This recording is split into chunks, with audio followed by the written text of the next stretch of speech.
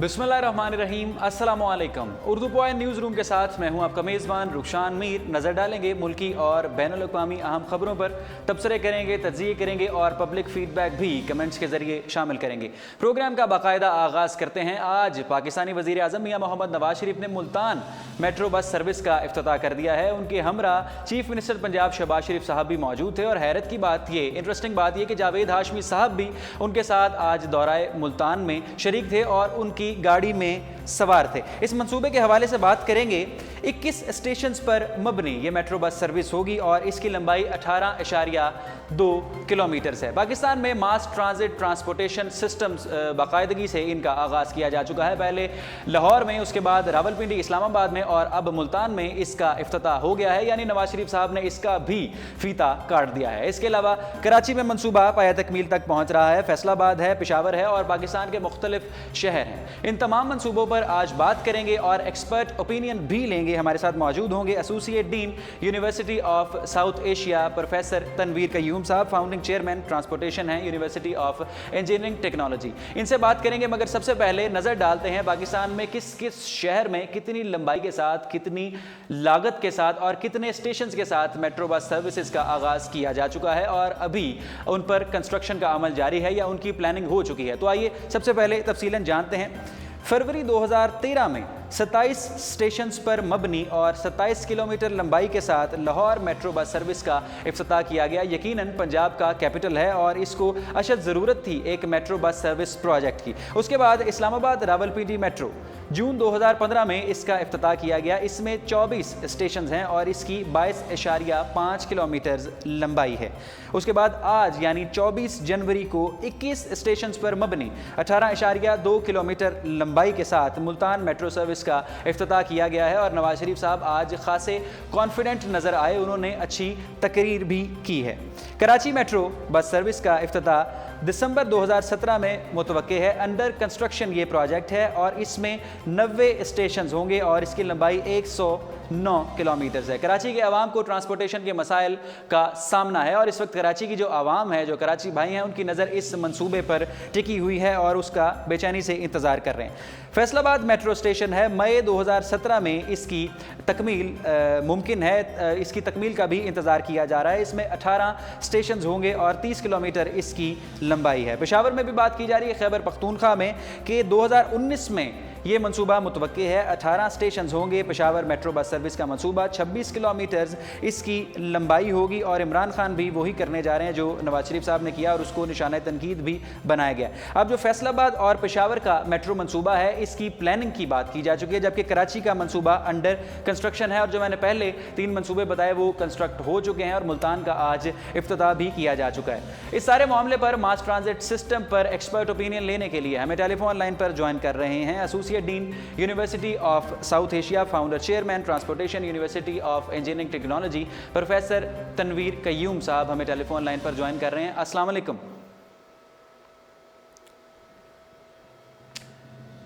जी। पाकिस्तान का मास transit system कितने पानी में है, आवाम को इसकी किस शिद्दत से ज़रूरत है और क्या हर शहर का अपना एक मेट्रो बस सर्विस होगी, क्या हर शहर में एक स्टेशन बनेगा और बनना चाहिए या नहीं, इस सारे मामलात पर जो मैंने आपके साथ तफसील शेयर की उस पर नज़र डालेंगे। एक्सपर्ट ओपिनियन शामिल करेंगे प्रोफेसर तनवीर कयूम साहब का, कि वो एक एक्सपर्ट हैं, वो इस सारे मंसूबे को किस तरह से देखते हैं। अस्सलाम वालेकुम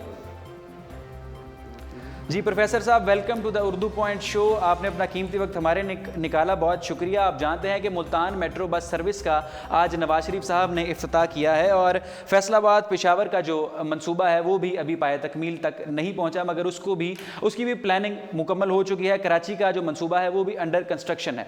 पाकिस्तान का जो मास ट्रांजिट सिस्टम है उसके बारे में हमारे व्यूअर्स को काइंडली गाइड कीजिए। आप इस सिस्टम को, मंसूबों को किस तरह से देखते हैं, आवाम के लिए किस कदर सूदमंद हैं ये?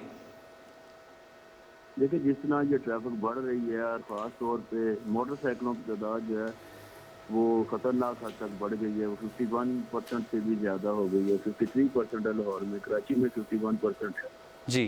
और उसके बाद कारें आती हैं जो 30% है टोटल ट्रैफिक का, और कारों में भी 1 या 2 बंदे बैठे होते हैं। तो उससे बेहतर है कि बस चलाई जाए। बस में 40-50 आदमी बैठते हैं, उससे सड़क के ऊपर जो ट्रैफिक का लोड है वो कम हो जाता है। जी। और उससे भी ज़्यादा अगर आप डेडिकेटेड बस रैपिड चलाते हैं, बस रैपिड ट्रांजिट, तो वो उससे भी बेहतर हो जाती है, उससे भी ट्रैफिक कंजेशन कम हो जाती है, लोग मंजिल मकसूद तक जल्दी पहुंचते हैं। हम्म। लेकिन इससे जो बेहतर ज़्यादा है ना, वो है rail rapid transit. Rail rapid transit की तरफ हमारी तवज्जो ज़रा कम है। जी। और रेल रैपिड ट्रांजिट जो है, जैसे लाहौर में ऑरेंज ट्रेन है, जी। चला रहे हैं, लेकिन ये वो वाला मनसूबा नहीं है जो आप लीग ने पेश किया था, और वो सिस्टमेटिक था, उसमें सब ट्रेन ही चलनी थी। इन्होंने बस भी चलाई और ट्रेन भी चलाई, और हम्म। क्या फीचर क्या बना दिया इन्होंने। यानी वो रेल रैपिड ट्रांजिट को प्रेफरेंस देनी चाहिए, क्योंकि इससे नंबर वन तो पैसेंजर कैरी कैपेसिटी जो है वो बहुत ज़्यादा हो जाती है, और हम्म। दूसरा ये कि ये डेडिकेटेड है, पास इसका होता है। जी। अब ये आपको पता है कि जब लाहौर की शादरा से गड्डीमता बस रैपिड ट्रांजिट चली, तो हम्म। कितने इनके टायर फटे और कितने इनके एक्सीडेंट हुए, हम्म। क्योंकि बिल्कुल प्लेटफॉर्म के साथ आके उसको खड़ी करना जो है ना, वो बड़ा मसला होता है। लेकिन जब रेल ट्रांजिट होती है, तो उसका एक रेलवे का ट्रैक होता है, वो डेडिकेटेड होता है, हम्म। और बिल्कुल वो एक्यूरेट प्लेटफॉर्म के साथ आके लगती है। और दूसरा ये कि इसकी जो कैरिंग कैपेसिटी है वो बहुत ज़्यादा होती है, और उसकी स्पीड भी ज़्यादा होती है रेल रैपिड ट्रांजिट की। अच्छा। और फिर ये एनर्जी एफिशिएंट है, यानी कम डीजल लगेगा और कम एनर्जी लगेगी, और ये ज़्यादा हम पैसेंजर को लोड को ज़्यादा फासले तक लेके जा सकेंगे। हम्म। और दूसरा देखिए, ये जितने भी सिस्टम है ना, ये इंटरकनेक्टेड होने चाहिए। और पहले आपकी बस है या बस रैपिड है, फिर ये रेल रैपिड ट्रांजिट सिस्टम है, और फिर ये मल्टी मॉडल होना चाहिए, रेल के साथ बस अड्डों के साथ इनके साथ कनेक्टेड होना चाहिए सब चीज़ों को। तो बहरहाल ये बस रैपिड ट्रांजिट ही हर जगह चलाते जा रहे हैं, अब इनको रेल रैपिड ट्रांजिट की तरफ तवज्जो देनी चाहिए। ठीक है। अच्छा प्रोफेसर हेलो। साहब, ये लाहौर, इस्लामाबाद, रावलपिंडी, मुल्तान, कराची, फैसलाबाद में तो और पेशावर में इस तरह के मंसूबे आ रहे हैं, क्या छोटे शहरों को भी, जो पाकिस्तान के छोटे शहर हैं, उनको भी इस तरह के मंसूबों की ज़रूरत है? देखिए, जिन जगहों पे हमारी ट्रैफिक का मसला है, वो बड़े बड़े शहर हैं, उनमें तो सबसे पहले प्रायोरिटी देनी चाहिए, हम्म। उसके बाद छोटे शहर आते हैं। लेकिन जितने भी छोटे शहर हैं, अब देखें जैसे ये department of transportation engineering and management UAT Lahore पहली नवीयत का पहला डिपार्टमेंट पूरे पाकिस्तान में जो स्पेशल ट्रांसपोर्टेशन इंजीनियरिंग में डिग्री दे रहा है 10 साल के कोर्स की, जो पैसेंजर कोर्स का पीरियड है। अब ये इंजीनियर मौजूद हैं, इनको हर डिस्ट्रिक्ट में लगाना चाहिए, बल्कि हर तहसील में लगाना चाहिए, ताकि हर तहसील के लेवल पे ही ट्रैफिक इंजीनियर जब आएगा तो वो सही तरीके से ट्रैफिक की प्लानिंग करेगा, बसों के अड्डे, वैगनों के अड्डे, और ये सारे सिस्टम ट्रैफिक के 1 वे करना है, 2 वे करना है, लेन मार्किंग करनी है, signal plate, efficient traffic management system, ये सारे वहाँ से करेगा। देखिए, अगर आप तहसील लेवल पे भी जाके करेंगे तो ये आपके बाकी जो बड़े शहर हैं उनके ऊपर भी ट्रैफिक का लोड कम हो जाएगा। अगर बड़े बड़े शहरों में ये रिंग रोड बना देंगे, तो बहुत सारी ट्रैफिक जो शहरों के अंदर से जाती है, वो बाहर से बाहर चली जाएगी, जिसमें शहर के अंदर आना नहीं होता। अब लाहौर इतना बड़ा शहर है, जी। जी। अब रिंग रोड मुकम्मल ही नहीं है। अब जी। देखे ना, जो कितने सालों से मनसूबा चला हुआ है, वो आपने मुकम्मल ही नहीं किया। अगर ये रिंग रोड और सेमी सर्कल भी मुकम्मल नहीं है, इस बजट में भी शायद पता नहीं वो मुल्तान रोड से मिलती कि नहीं मिलती। तो अगर ये पूरा रिंग रोड लाहौर का मुकम्मल हो जाए, तो कितनी ट्रैफिक जो लाहौर के शहर के अंदर से हैवी जाती है, वो बाहर ही बाहर चली जाएगी। हम्म। तो बहरहाल मेरा मतलब ये कहने का, जितने भी हम सुबह बनाएंगे, छोटे छोटे एक एक रूट के 18 किलोमीटर बना दिया, 27 किलोमीटर का बना दिया, 20 किलोमीटर का बना दिया, ये शोबदेबाजी चला रहे हैं लोगों को सिर्फ सियासी तौर पे अच्छा। अपने वोट हासिल करने के लिए। अगर एक शहर में बनाते हैं तो वो शहर को पूरे को मास रैपिड ट्रांसपोर्ट का पूरा सिस्टम नेटवर्क बनाना चाहिए, ताकि पूरे शहर को फायदा होगा, तो फिर ये सही सिस्टम चलेगा। जी। प्रोफेसर साहब, आपका ताल्लुक भी लाहौर से ही है। लाहौर में जो मंसूबा शुरू किया गया ऑरेंज लाइन मेट्रो ट्रेन का, उस पर अब काम नहीं किया जा रहा और आवाम की नज़रें इस मंसूबे पर थीं, वहाँ पर काम क्यों रुक गया? कुछ हैं आपके पास मालूमात? देखिए, काम करने के कोई आदाब होते हैं, कोई मनसूबे बनाए जाते हैं, उसके रूल एंड रेगुलेशन होते हैं, लोगों से मशवरा किया जाता है, प्लानिंग होती है, फिजिबिलिटी होती है। हम्म। और ये जो चीज़ें हैं, अब देखो जो मनसूबे उसमें हेरिटेज के आ गए हैं, जो 12-13 पॉइंट्स पे वो रोक दिए गए हैं। शालामार गार्डन जो है, इतना पुराना तारीखी मकामात है, उस पर भी यूनेस्को के बड़े एतराज़ात हैं। हम्म। तो अगर ये पहले चीज़ें सेटअप कर ली जाती, तो इस जगह पे वो अंडरग्राउंड कर देते, एलिवेटेड ना करते। अब ये जो अरबों रुपए नुकसान जाएगा, इसका कौन जिम्मेदार है? अगर ये सिर्फ इसलिए करते हैं कि जल्दी जल्दी ये मनसूबे बन जाए, और अच्छा। जल्दी जल्दी इनको पॉलिटिकल इनको फायदा हासिल हो, और पैसे में जेब में कमीशन आ जाए, मुझे तो ऐसे ही लगता है। अगर इसकी प्रॉपर प्लानिंग करें, लोगों को इन्वॉल्व करें, जो रूल्स जिनके भी इतराज़ात हैं पब्लिक के वो दूर किए जाएं, तो फिर देखें ना, अभी लाहौर वाले और में सूबे में कई जगह पे इनको अंडरपास बनाना पड़ेगा, और जो उन्होंने एलिवेटेड बनाया तो वो कितने अरबों रुपए ज़ाया हो गए। हेलो, जी जी जी, सुन रहे हैं सर आपको। हेलो। हाँ, तो ये इसलिए मैं कह रहा हूँ कि प्लानिंग जो है जी, उसको उसके जो कंसर्न स्टेक होल्डर्स हैं, एक्सपर्ट हैं, उनसे शेयर करना चाहिए, अच्छा। फिर उनको फाइनल फैसला लेना चाहिए। आपने एक अपने इंटरव्यू में इसका ऑल्टरनेटिव भी बताया था कि ये इतनी खुदाई और इस तरह की हेरिटेज को भी ना नुकसान पहुंचे अगर लाहौर जैसे शहरों में बसेस चला दी जाएं ट्रांसपोर्टेशन के लिए। सर वो क्या प्लान था, वो क्या ऑल्टरनेटिव था? नहीं, मैं तो ये कह रहा था कि देखिए, अब ये जो जहाँ पे एलिवेटेड उन्होंने ये बना दिया जी और माल रोड के अंडरग्राउंड बनाया है थोड़ा सा हिस्सा चंद किलोमीटर का, जी। अब ये शालामार जो है वहाँ से तो फिर अंडरग्राउंड ही बनाना पड़ेगा ना। तो जो इन्होंने एलिवेटेड बनाया उसका तो नुकसान हो गया ना, जो इन्होंने एलिवेटेड और नीचे पाइल्स बनाए, ऊपर एलिवेटेड बनाया सारा। तो बसें देखो, बसें तो पहले भी चल रही हैं ना, बसें जब चल रही हैं पहले जी तो वहाँ पे ये बस रैपिड भी चला सकते थे, उससे भी उसमें तो कोई हेरिटेज का मसला नहीं आना था, किसी किस्म का किसी को इतराज ही कोई नहीं होना था। ठीक और है। जहाँ पे फर्ज करने की अगर आपके पास विड्थ कम है, सड़कों की चौड़ाई कम है, तो वहाँ वन वे कर दें। जी अब देखो, ये जो इंडिया में अपना हैदराबाद में कहाँ वो शुरू सुबह जो इंडिया में सबसे पहले बस रैपिड ट्रांजिट चली है, तो उन्होंने तो वहाँ पे जहाँ रोड कम थी तो उन्होंने वन वे कर दिया, लूप बना दिया वहाँ पे। जी जी फिर वहाँ पे लोगों के मकान नहीं तोड़ने पड़े, लोगों की जायदादें खराब नहीं करनी पड़ी, लोगों के बिजनेस को तबाह नहीं किया हमने। वो ठीक। तबाह हो गए खानदान जो दादा परदादा से आ रहे थे, और वो बस उनकी दुकानें खत्म हो गई, जितने मर्जी इनको पैसे देने वो नहीं दोबारा उठ सकते। तो इन चीज़ों पे आप वन वे कर सकते हैं जी। ये, मतलब ठीक। निज़ाम अगर हो, जी जी इंक्रोचमेंट ना हो, तो तब भी ये हमारी सही सिस्टम चलते हैं, कोई ऐसा मसला नहीं होता हमें जी। जब बसें चलाई जाएं तो। ठीक है जी प्रोफेसर साहब। मैं ये कह रहा था कि 25 अरब रुपया लाहौर में लगा रहे हैं और इस ट्रेन पे, और जो कि 40 अरब पे बनेगा, 40 अरब की 4000 बसें आ जाती है, और 4000 बसों को अगर आप एफिशिएंट ट्रैफिक मैनेजमेंट सिस्टम के अंदर चलाएं तो माशाल्लाह 5, 6, 7, 8 पूरे पंजाब की शायद बसों शहरों का मसला ट्रैफिक का हल हो जाता है। जी ठीक है जी प्रोफेसर साहब, बहुत शुक्रिया। एक्सपर्ट बताएंगे ना, एक्सपर्ट की तो ओपिनियन को ये लिफ्ट ही नहीं कराते, ये तो सुनना ही नहीं चाहते कोई कि अपोजिशन कोई बात की दूसरी कर दे। लेकिन हम वक्फे इतना वक्फे इनका से आपका मतलब ओपिनियन ज़रूर शामिल करते हैं और मीडिया पर भी आपका अक्सर तज़किरा किया जाता है। बहुत शुक्रिया प्रोफेसर साहब, आपने अपना कीमती वक्त दिया। जी प्रोफेसर तनवीर कयूम साहब हमारे साथ मौजूद है, associate dean university of South Asia. उन्होंने हुकूमत को हदफ़े तनकीद भी बनाया और अपना इजहार भी किया और इजहार बरहमी भी की कि एक्सपर्ट्स को हुकूमत शामिल नहीं करती, मंसूबे अच्छे हैं या बुरे। अब बात करते हैं, आजकल सोशल मीडिया पर और टीवी चैनल्स पर आप ये खबर देख रहे हैं कि डोनाल्ड ट्रंप को लेके अमेरिका में तो मुजाहरे किए जा रहे थे, अमेरिकी अवाम तो बरहम थी, मगर दुनिया के मुख्तलिफ कोनों में डोनाल्ड ट्रंप के खिलाफ नारेबाजी भी की जा रही है और ये भी कहा जा रहा है कि हम डोनाल्ड ट्रंप को कबूल नहीं करेंगे। 20 जनवरी को अमेरिकी सदर के ओहदे पर वो बराजमान हुए और सोशल मीडिया पर ऐसे वीडियो क्लिप्स भी चलते रहे जब डोनाल्ड ट्रंप और उनकी अहलियाँ आई। डोनाल्ड ट्रंप ने इतने अच्छे तरीके से वेलकम नहीं किया, जबकि बाराक ओबामा ने ज़्यादा अच्छे तरीके से वेलकम किया। तो ये वीडियोज़ भी वायरल की गई कि डोनाल्ड ट्रंप किरदार के हवाले से भी अच्छे आहसन इंसान नहीं है, जबकि बाराक ओबामा बहुत अच्छे थे। पाकिस्तानी दानिश्वरों ने भी बाराक ओबामा की तारीफ़ों के पुल बांध दी हैं। तो आज बात करते हैं कि बाराक ओबामा का आखिर दौर कैसा रहा। क्या बाराक ओबामा अमन पसंद सदर थे और उन्होंने दुनिया में बड़ा अमन का पैगाम लेकर चले और उनसे पाकिस्तान, अफगानिस्तान, जितने दूसरे मुल्क हैं, मुस्लिम ममालिक हैं या मुस्लिम ममालिक नहीं, क्या वो उनसे खुश थे? आपको याद होगा कि बाराक ओबामा की वजह शोहरत क्या बनी, वो तकरीर 2002 की जो उन्होंने शिकागो में की और कहा कि मैं नहीं चाहता कि किसी भी मुल्क में जंग शुरू की जाए। जिस तरह जॉर्ज वाशिंगटन बुश ने इराक़ में अमेरिकी फ़ौजें भेजी और इराक़ में किस तरह से उन्होंने तबाही की। तो बाराक ओबामा का जायज़ा लेते हैं उनके दौर का। क्या उन्होंने किसी मुल्क में अपनी फ़ौजें भेजी हैं और वहाँ पर हमले किए हैं, बम धमाके किए या नहीं? तो मैं आपकी समातों की अर्ज़ करना चाहता हूँ। काउंसिल ऑफ फॉरेन रिलेशंस ने जो पेंटागन का डाटा कलेक्ट किया है उसके मुताबिक 2016 में 26,171 बम अमेरिका ने मुख्तलिफ ममालिक पर ड्रॉप किए हैं।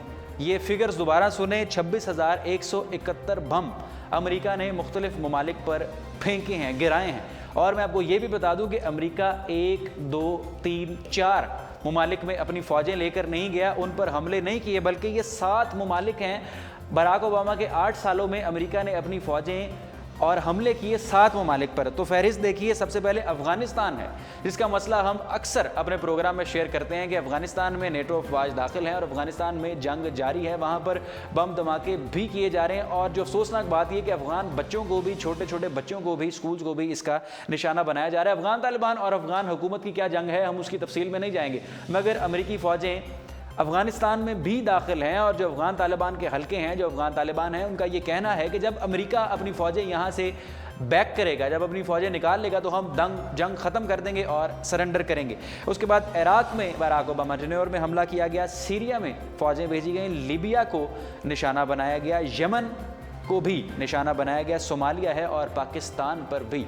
अमेरिका ने अपनी जंग जारी करने की कोशिश की और हमले किए। तो बात ये कहने की ज़रूरत ये थी कि बराक ओबामा का दौर भी कोई अमन पसंद दौर नहीं था। आप डोनाल्ड ट्रंप को किस तरह से इतना नेगेटिवली परसीव करें, अभी तो ये मौक़े शुरू हुए हैं, अभी तो उसका टर्नओवर शुरू हुआ है।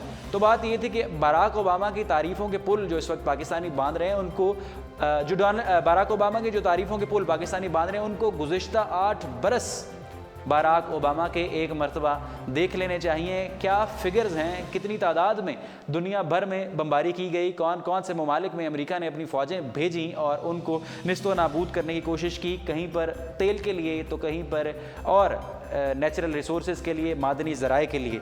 तो ये भी बात काबिल गौर है जो मैंने ज़रूरी समझी अपने प्रोग्राम में शेयर करना। और ये भी हमने कहा था कि हम इस पर तफसीली प्रोग्राम करेंगे। रशिया, चाइना, पाकिस्तान और अमेरिका की जो पॉलिटिक्स है, इंडिया है और जो ब्लॉक बनने जा रहा है पाकिस्तान, रशिया और चाइना, इस पर भी तफसीली प्रोग्राम करेंगे। पैनलिस्ट को भी अपने प्रोग्राम में मदऊ करेंगे और उनकी आरा भी हम अपने इस खुसूसी प्रोग्राम में शामिल करेंगे। अब बात करते हैं पाकिस्तान तहरीक इंसाफ की और पाकिस्तान मुस्लिम लीग नून की। पनामा केस तो इस वक्त सुप्रीम कोर्ट में चल रहा है, उस पर ज़्यादा तफसीली बात नहीं करेंगे, मगर इमरान खान ने पाकिस्तान मुस्लिम लीग नवाज़ को एक नया नाम दे दिया है। और ये नया नाम किस किस को दिया, आज उन्होंने मीडिया से गुफ्तगू करते हुए एक सहाफ़ी के सवाल में इसका जवाब दिया। आप जानते हैं कि पाकिस्तान मुस्लिम लीग नून को मुतअद्दिद नाम दिए गए पाकिस्तान तहरीक इंसाफ की तरफ से। पटवारी उसमें सर फहरिस्त था कि ये पटवारियों की तंजीम है, पटवारियों का एक गिरोह है। आज एक सहाफ़ी ने यह सवाल बुलंद किया कि इमरान खान साहब, आप मोटू गैंग जब भी सुप्रीम कोर्ट के बाहर खड़े होते हैं तो मोटू गैंग को हदफ़े तनकीद बनाते हैं। मोटू गैंग कौन कौन है और मोटू गैंग में कौन कौन से लोग शामिल हैं? तो इमरान खान ने इसका जवाब दिया कि हर वो शख्स जो नवाज शरीफ की, पाकिस्तान मुस्लिम लीग नवाज़ की करप्शन को सिक्योर करता है या करप्शन को बैक करता है, उसको मोटू गैंग का नाम दिया जाएगा। तो इसको लेकर सोशल मीडिया पर खासी अवाम बरहमी का भी इजहार कर रहे हैं कि इमरान खान एक सियासी आइकॉन है, इमरान खान की एक फॉलोइंग है, उनको इस तरह के नाम देने से, इस तरह की ज़ुबान इस्तेमाल करने से गुरेज करना चाहिए। शाह महमूद कुरैशी को गुरेज करना चाहिए, शीरी मज़ारी साहबा को गुरेज करना चाहिए और जितने भी पाकिस्तान तहरीक इंसाफ के रहनुमा हैं। ये कोई डिसेंट तरीका नहीं है, ये एक इनडिसेंट रवैया है। तो ये इस पर भी गौर करना चाहिए पाकिस्तान तहरीक इंसाफ को और पाकिस्तान तहरीक इंसाफ के जितने भी फॉलोअर्स हैं उसको भी इस पर गौर करना चाहिए कि क्या मीडिया पर इस तरह के नाम सियासतदानों को देना कोई अच्छी बात है, कोई अच्छी बात है? पाकिस्तानी इसको किस तरह से परसीव करते हैं, इसको भी देखने की अशद ज़रूरत है। अब बात करते हैं रावलपिंडी के हवाले से, शेख रशीद साहब के हवाले से। शेख रशीद साहब लाल हवेली से किस कदर मोहब्बत करते हैं, हमने भी उनके इंटरव्यूज़ किए और अक्सर आप टीवी चैनल्स पर शेख रशीद को देखते हैं कि वो कहते थे कि मैं लाल हवेली के नीचे किताबें फ़रोख्त किया करता था और मेरा ख्वाब था कि मैं एक दिन लाल हवेली ख़रीद लूँगा और मैंने उसको ख़रीद लिया और मैं उसमें रिहाइश पजीर हो गया। चेयरमैन मतरूका इमलाक बोर्ड ने आज ज़िले इंतज़ामिया को ये हुक्म जारी किया है कि तमाम गैर सरकारी इमारतें या जो अपनी हदूद से तजावुज़ कर चुकी हैं, जो इंक्रोचमेंट्स हैं या जिनका किराया अदा नहीं किया गया, उनको जल्द अज जल्द खाली कराया जाए। और एक नोटिस आज शेख रशीद अहमद साहब के भी नाम हुआ कि वो जल्द अज जल्द लाल हवेली को खाली कर दें और लाल हवेली का किराया भी अदा नहीं किया गया। तो क्या लाल हवेली का इशू होगा? क्या लाल हवेली शेख रशीद साहब खाली करेंगे या उसके किराए अदा करेंगे? इस पर भी जैसे कोई अपडेट आएगी तो आपके साथ अपने लाइव प्रोग्राम में ज़रूर शेयर करेंगे। अब मसला मास ट्रांजिट सिस्टम का था जिस पर हमने बात की। पाकिस्तान में जितने भी मेट्रो बसेस के मंसूबे तैयार किए गए हैं उसमें आपकी राय,